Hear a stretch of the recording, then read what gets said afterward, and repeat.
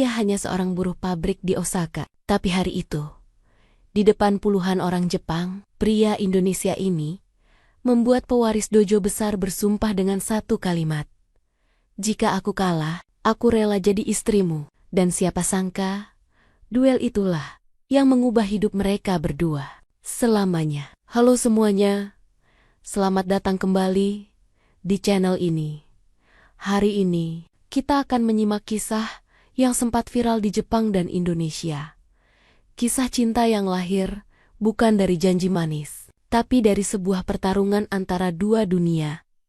Seorang TKI Indonesia, pendekar silat yang sederhana, dan seorang karateka Jepang, pewaris dojo besar yang keras kepala. Tapi di balik duel mereka, tersimpan pelajaran luar biasa tentang kehormatan, cinta, dan keberanian memilih hati sendiri. Seperti biasa, sebelum kita mulai ceritanya, aku mau sapa dulu teman-teman, penonton setia dari seluruh Indonesia dan luar negeri. Tulis di kolom komentar ya, kamu nonton dari kota mana? Jakarta, Bandung, Surabaya, atau mungkin dari luar negeri juga, Tokyo, Kuala Lumpur, atau Dubai. Kita lihat yuk, kisah cinta dua bangsa ini sudah sampai ke kota kamu belum? Dan jangan lupa juga buat like videonya. Kalau kamu suka kisah-kisah penuh makna seperti ini, tekan tombol subscribe biar kamu gak ketinggalan cerita berikutnya. Karena setiap minggu, kita bakal bawain kisah nyata dan inspiratif yang bikin hati hangat, sekaligus mikir. Suara mesin terdengar seperti dentuman halilintar di ruangan besar itu. Uap panas keluar dari pipa besi, dan percikan api baja meletup setiap kali palu mesin menghantam logam yang membara. Di antara puluhan pekerja Jepang berseragam abu-abu, ada satu pria Indonesia yang menunduk, fokus pada pekerjaannya. Raka Pratama, 29 tahun, pria dari Garut yang menempuh hidup jauh dari kampung halaman demi mengirim uang untuk ibunya di Jawa Barat. Ia datang ke Jepang bukan karena impian, tapi karena kebutuhan. Setiap hari ia mengangkat besi, mengelas, memperbaiki bagian mesin yang rusak. Tangan kasarnya penuh bekas luka, tapi gerakannya selalu tenang dan teratur. Seperti seseorang yang sudah lama belajar mengendalikan dirinya sendiri. Saat istirahat siang, Raka duduk sendirian di sudut pabrik, menatap bekal sederhana dari rumah kontrakannya, nasi, telur, dan sambal teri yang dibungkus daun pisang. Beberapa rekan kerja Jepang melewatinya sambil tertawa kecil. Hei, Indo, no, senshi, prajurit Indonesia. Ejek salah satu dari mereka dengan nada bercanda tapi merendahkan. Raka hanya tersenyum. Ia tidak mengerti semua kata-kata mereka. Tapi dari tatapan mata mereka, ia tahu mereka tidak menghormatinya. Tapi Raka tidak pernah membalas. Ia hanya mengusap peluh di kening dan melanjutkan makan pelan-pelan. Bagi Raka, diam bukan tanda takut.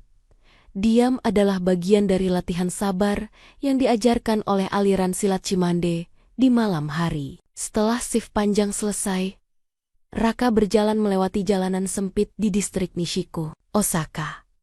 Langit musim dingin kelabu, angin menggigit tulang. Namun setiap kali melihat bulan, ia selalu menunduk dan berbisik dalam bahasa Sunda pelan. Emma, Raka masih kuat, Ma? Raka masih tahan. Sesampainya di rumah kontrakan, ia menyalakan laptop tua, membuka video-video latihan silat Cimanda di YouTube, dan menirukan gerakan perlahan di ruangan sempit 2x3 meter itu. Langkahnya lembut, tapi mantap. Pukulan, elakan, napas, semua dilakukan dengan penuh ketenangan.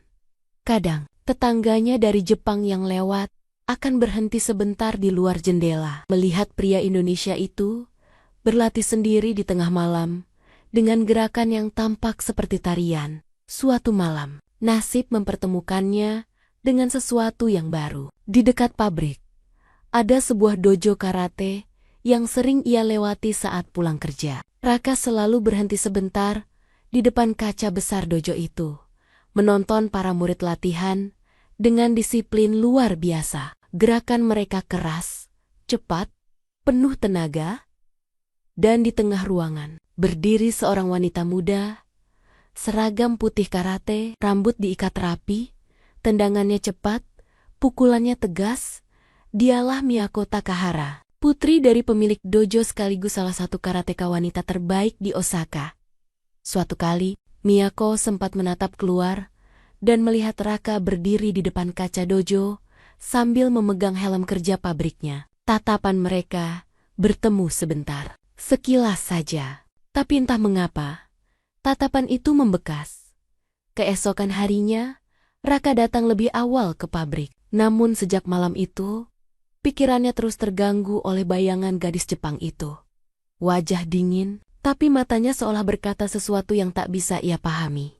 Ia tidak tahu bahwa pertemuan singkat di balik kaca dojo itu akan membuka jalan menuju kisah cinta dan pertarungan yang akan mengubah hidup mereka berdua selamanya. Suatu sore yang dingin di Osaka, langit mulai oranye, dan para pekerja pabrik baru saja keluar setelah shift panjang. Raka berjalan seperti biasa, melewati jalan kecil di antara bangunan-bangunan beton. Tapi hari itu langkahnya berhenti di depan dojo Takahara, dojo yang selalu ia lewati. Dari balik kaca besar, ia melihat latihan sedang berlangsung. Suara teriakan kiai bergema dari dalam. Gerakan para murid cepat dan penuh tenaga. Sementara di tengah ruangan, sang pelatih, Sensei Haruto Takahara, memimpin dengan suara berat. Di antara para murid itu, Raka melihat Miyako lagi. Rambutnya diikat tinggi, tatapan matanya tajam, dan setiap pukulan yang ia lepaskan tampak penuh keyakinan. Namun di balik kekuatan itu, ada sesuatu yang Raka rasakan. Sebuah kesepian, seperti seseorang yang berlatih, bukan untuk damai, tapi untuk membuktikan sesuatu.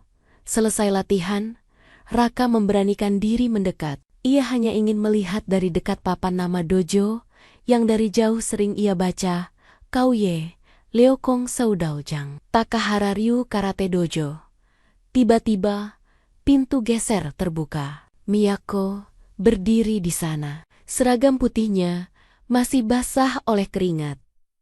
Napasnya masih teratur setelah latihan. Kau, pekerja pabrik yang sering berdiri di depan dojo ini kan? Katanya, dalam bahasa Inggris, patah-patah. Kenapa selalu menonton, tapi tidak pernah masuk? Raka tersenyum canggung. Aku suka cara kalian berlatih. Disiplin, fokus, tapi aku bukan murid. Aku cuma buruh.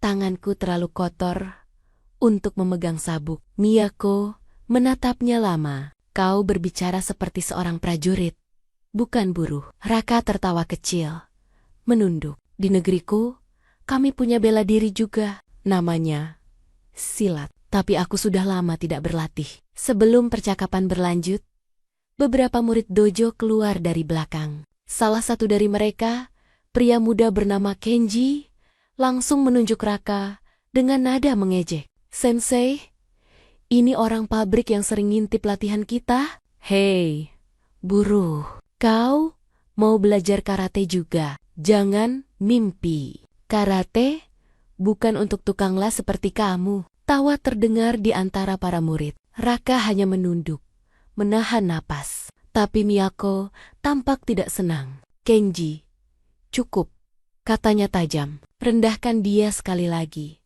Kau akan berurusan denganku. Namun, Kenji hanya tersenyum sinis. Atau mungkin, Sensei Miyako jatuh cinta sama TKI ini ya? Semua tertawa. Miyako mengepalkan tangan. Tapi sebelum ia sempat menegur lagi, Raka melangkah maju perlahan. Aku tidak masalah diejek, katanya tenang. Tapi jangan hina silat. Karena di setiap gerakannya ada doa. Ruangan mendadak hening. Kalimat itu, sederhana tapi dalam, membuat semua menatapnya. Tapi bagi Miyako, ada sesuatu di balik kata-kata itu yang menusuk hati. Beberapa hari kemudian, dojo Takahara mengadakan latihan terbuka untuk umum. Banyak pengunjung datang, termasuk beberapa pekerja dari pabrik Raka.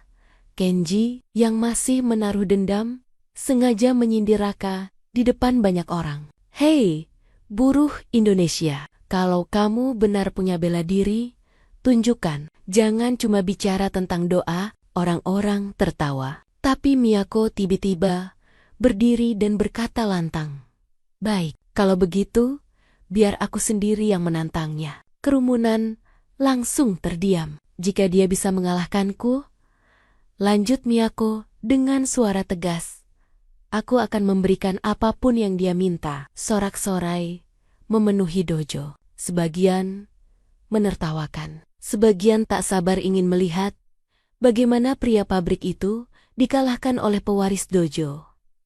Raka menatap Miyako lama, mencoba menolak. "Aku tidak ingin melawanmu. Bukan untuk membuktikan siapa lebih hebat," kata Miyako, "tapi untuk membuktikan siapa yang paling menghormati apa yang ia yakini." Raka terdiam sejenak, lalu mengangguk pelan. "Baiklah, tapi aku tidak akan menyerang lebih dulu." Pertarungan dimulai. Semua mata tertuju pada mereka berdua.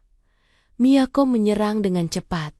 Pukulan lurus, tendangan putar, semuanya presisi. Raka menghindar dengan gerakan halus, menunduk, memutar tubuh, menepis serangan tanpa membalas satupun.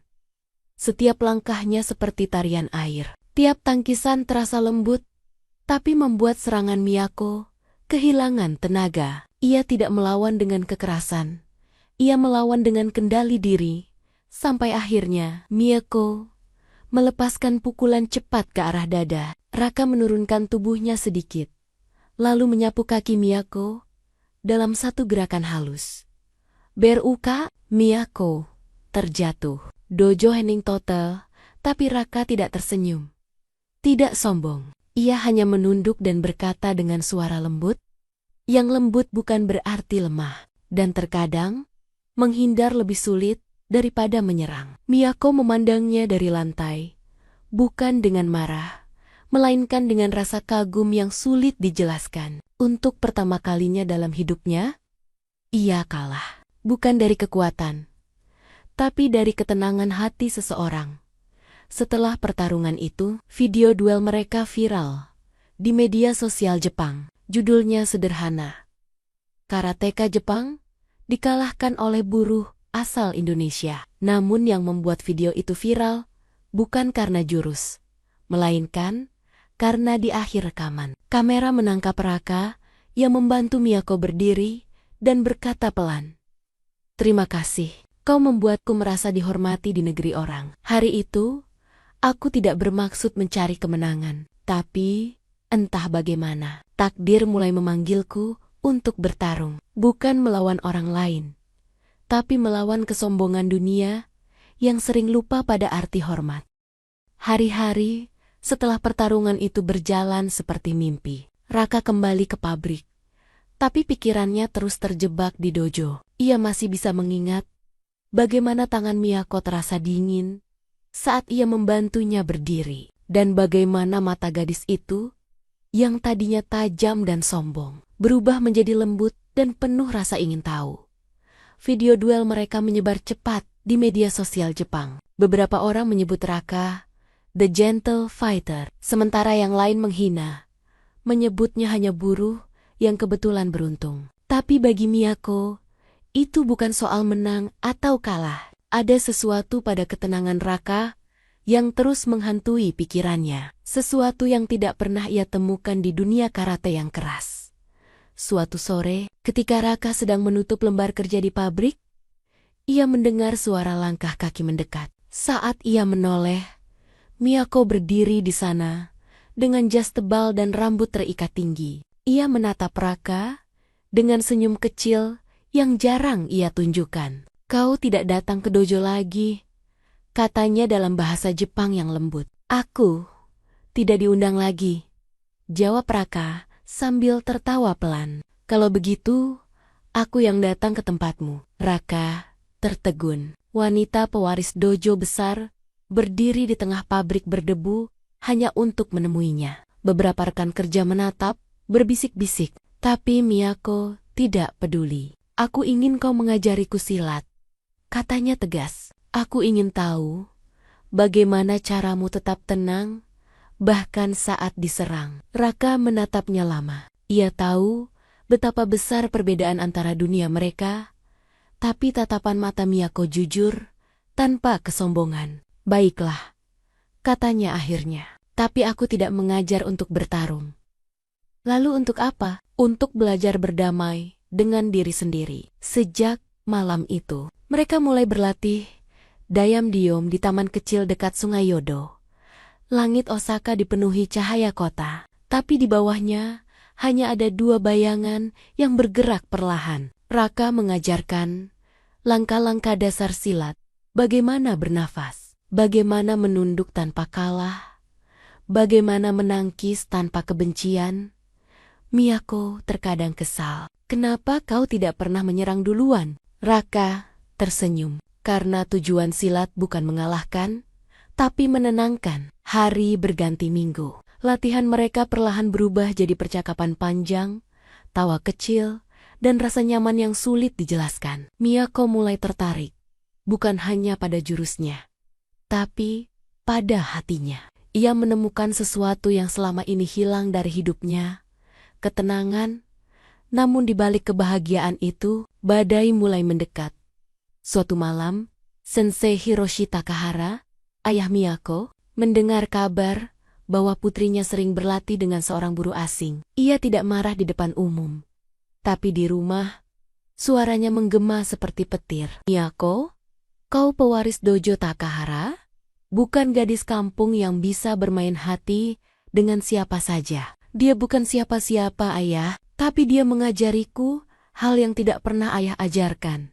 Diam, ayah hanya mengajariku cara menang.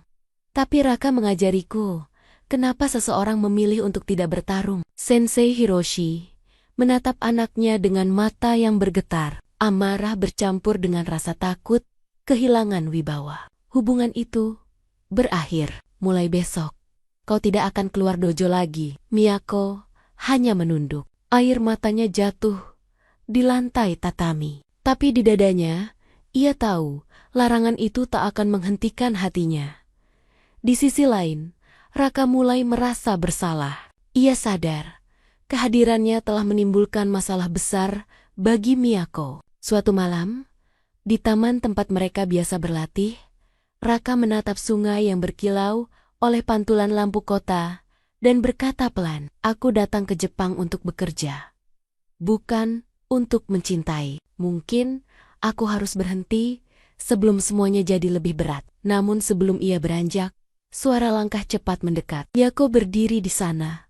Wajahnya merah karena berlari. Jangan pergi, katanya. Terengah-engah. Aku sudah melanggar semua perintah ayahku hanya untuk bersamamu. Jangan tinggalkan aku sekarang. Raka menatapnya. Matanya berkaca. Aku takut, Miyako. Aku takut. Cintaku justru membuatmu kehilangan kehormatanmu. Dan aku takut hidup tanpa seseorang yang mengajarkanku arti kehormatan itu. Hening. Hanya suara angin dan aliran sungai. Raka memejamkan mata, menarik napas dalam. Ia tahu, tidak ada jurus dalam silat yang bisa menangkis cinta. Malam itu aku sadar, cinta dan bela diri sama saja. Keduanya bukan tentang menyerang, tapi tentang mengendalikan diri agar tidak melukai yang kita sayangi. Pagi itu, langit Osaka tampak kelabu. Awan menutupi matahari seperti tirai abu-abu, seolah ikut menahan napas menghadapi sesuatu yang akan terjadi. Raka datang ke dojo Takahara untuk terakhir kalinya. Pintu kayu bergeser perlahan, dan aroma tatami yang basah memenuhi ruangan. Di tengah dojo, berdiri Miyako dengan pakaian latihan putih bersih. Tatapannya tidak lagi dingin seperti dulu, kini tenang, namun tegas. Sensei Hiroshi duduk di pojok ruangan, diam, wajahnya keras.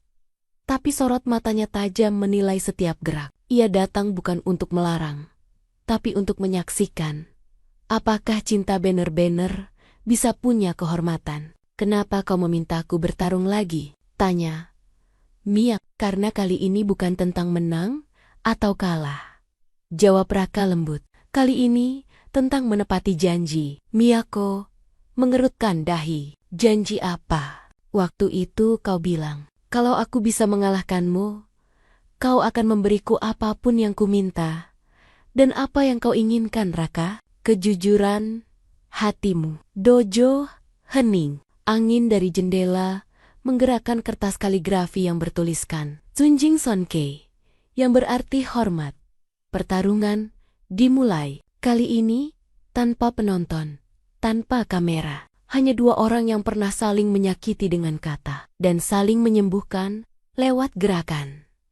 Miyako menyerang cepat dengan pukulan lurus. Raka menangkis perlahan, tapi tidak sepenuhnya menghindar. Gerakan mereka seperti tarian, keras tapi indah, tajam tapi lembut. Keringat menetes di dahi keduanya. Raka mundur setengah langkah. Miyako maju dengan tendangan memutar. Namun saat kakinya hampir menyentuh dada Raka, ia berhenti. Matanya basah. Aku tidak bisa. Bisiknya pelan. Aku tidak bisa melawan orang yang aku cintai. Raka menurunkan tangannya. Maka kau sudah menang. Katanya lembut. Karena kau menaklukkan sesuatu yang paling sulit dikalahkan. Egomu sendiri. Sensei Hiroshi berdiri. Langkahnya berat.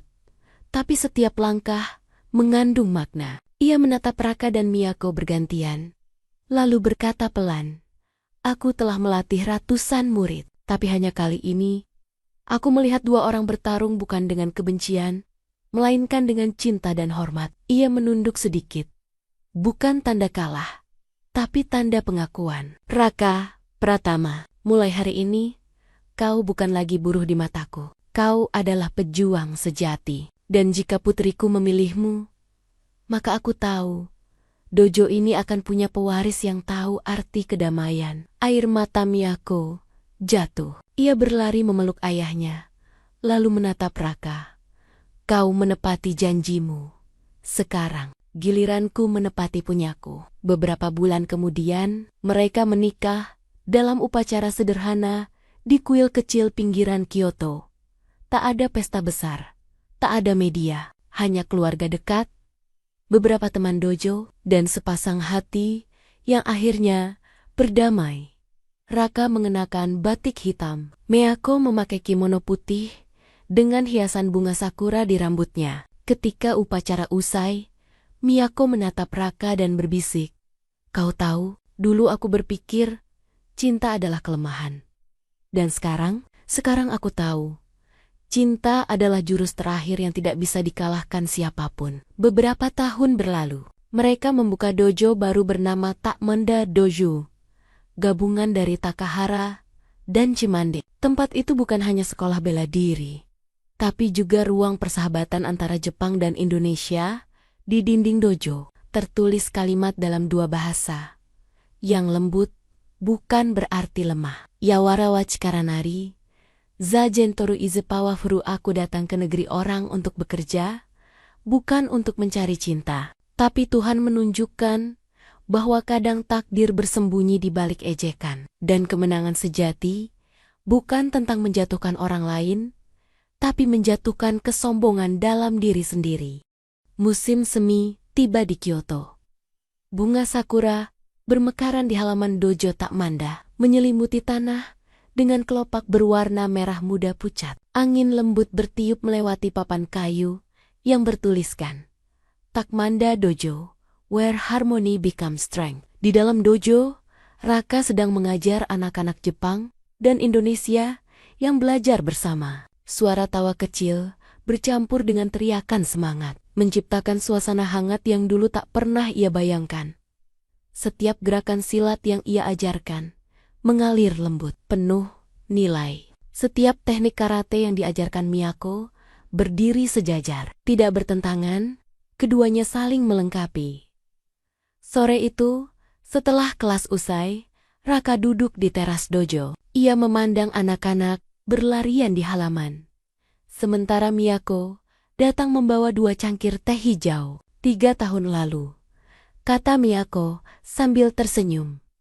Ayahku bilang, kalau cinta itu bisa membuat orang lemah. Tapi sekarang ia yang mengajar anak-anak kita tentang cinta dan silat setiap minggu. Raka tertawa kecil. Dulu aku datang ke Jepang dengan tangan kosong. Tapi ternyata tangan kosong ini bukan untuk bekerja saja, melainkan untuk menggenggam hati seseorang. Miyako menatapnya lama. Kau masih suka bilang hal-hal yang bikin aku tenang, karena ketenangan adalah jurus terbaik kan? Tidak. Karena kau adalah rumah yang bahkan dojo pun tak bisa berikan. Suara angin berdesir, bunga sakura berjatuhan di antara mereka. Raka menatap langit. Dan dalam keheningan itu, ia teringat sesuatu yang diajarkan gurunya dulu di Garut. Dalam setiap langkah silat, ada doa. Dalam setiap napasnya, ada cinta. Dan dalam setiap pertemuan, ada takdir yang sudah ditulis sebelum tanganmu menangkis serangan pertama. Ia tersenyum kecil. Miyako, katanya pelan. Aku pikir aku datang ke sini untuk mencari penghidupan. Tapi ternyata yang kutemukan adalah kehidupan itu sendiri. Beberapa tahun kemudian, kisah mereka menjadi legenda di kalangan praktisi bela diri. Video duel pertama mereka kini ditonton jutaan kali, dengan komentar-komentar dari seluruh dunia. Respect between cultures.